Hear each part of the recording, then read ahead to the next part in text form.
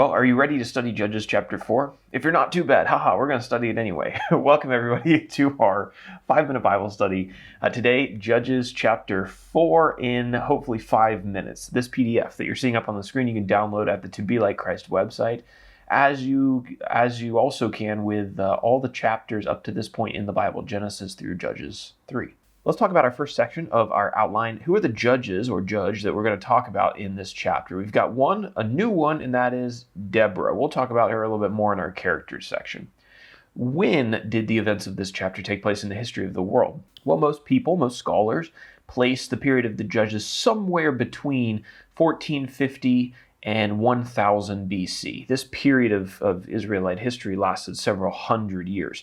Now you remember in chapter 3 and the events recorded there cover approximately 145 plus years. So we've already covered a lot of time since the events at the beginning of this book. Now here in Judges chapter 4, we're told that the king of Canaan oppressed the Israelites for 20 years. Take a look now at the map. There's a couple places that we want to point out to kind of place the story that we're going to read about in our outline section. And hopefully you've already read the text of Judges 4 before you did this study. A guy named Barak, who we'll talk about in a second, he gathered the Israelite army at Mount Tabor, which is just kind of like the southwest of the Sea of Galilee, getting up towards the top of the map. And the Israelites fought the Canaanites at the river Kishon. Now, Jabin, the king of Canaan, he ruled from the city of Hazor, which is actually north of the Sea of Galilee, just to the left of the Jordan River. We've got several new characters to introduce in this chapter, but first, an old character, a guy named Ehud, who we talked about in the last chapter. He was the second judge of Israel, and he freed or delivered the Israelites from the oppression of the Moabite people and King Eglon. Now we're going to talk about Deborah, who is the fourth judge of Israel. Yes, there was a female judge. She was the fourth judge of Israel. She was the wife of a guy named Lepidus, and she sat under a palm tree in the hill country of Ephraim, judging the people of Israel. Also, Barak. Barak was a man from Kadesh Naphtali, and he led the Israelite army against the Canaanite oppressors. And then Jabin was the king of Canaan. His military general, was a guy named Cicero. He was the commander of the Canaanite army. And then one final very key character, another woman in this chapter, Jael. She was a Kenite woman who killed the commander of the Canaanite army, Cicero, when he was in her tent. Now, page number 2 and our outline. I have this chapter broken down into two sections. The first one is verses 1 through 16. Deborah and Barak go to war with the Canaanites. So after Ehud, the second judge, died, the people of Israel did what? They went back into worshiping idols again. The cycle is repeating itself. God allowed Jabin, the king of Canaan, to oppress the Israelites for 20 years. So then we meet the fourth judge of Israel, and that is Deborah.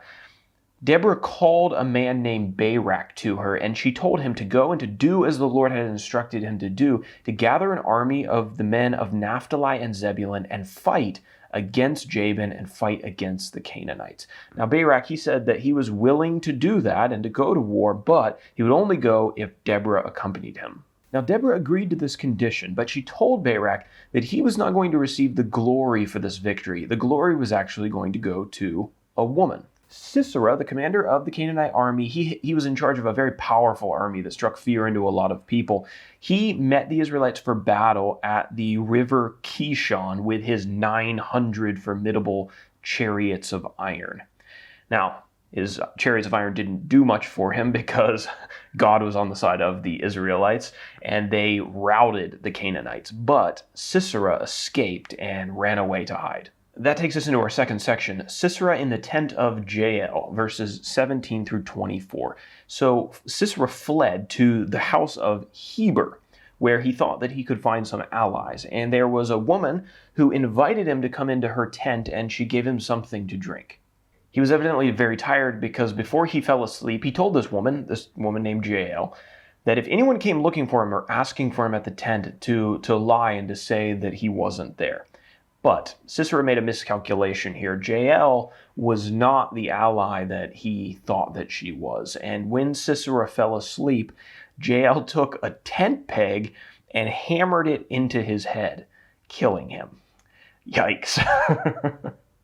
Now later, when Barak was rushing by in pursuit of Sisera, Jael met him on the way, and she said, "Come to my tent and I'll show you the body of the man that you're pursuing."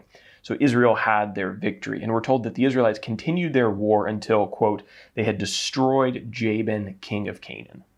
So again, in chapter 4, we see the cycle. The Israelites fall away and disobey God. The Canaanites are allowed to oppress them. God sends a deliverer to them. And then once again, they are given the grace of God and given back their freedom after 20 years. So that is Judges chapter 4. And now move down, we'll talk about our application as we close. You can't underestimate the motivational factor of good leadership. Ehud motivated the people to serve God. And then Deborah motivated Barak to go and to do as the Lord had commanded him to do and to gather Israel's army so that he could free Israel from their oppressors. In my lifetime, I've noticed that one of the most needed leadership qualities in the church is that of a motivator, that of an organizer, somebody to get people moving. I think, and my experience has been that there are a lot of people in the church who are willing to work, who want to have some kind of a way to apply their talents in kingdom work, but they just need someone to get them started. They need someone to take initiative and to lead them, because most people are not natural leaders. So good elders, good church leaders, are more than just people who watch out for false doctrine. Good elders are those who can take the commands of God from the Word of God and then motivate people to turn those words into actions.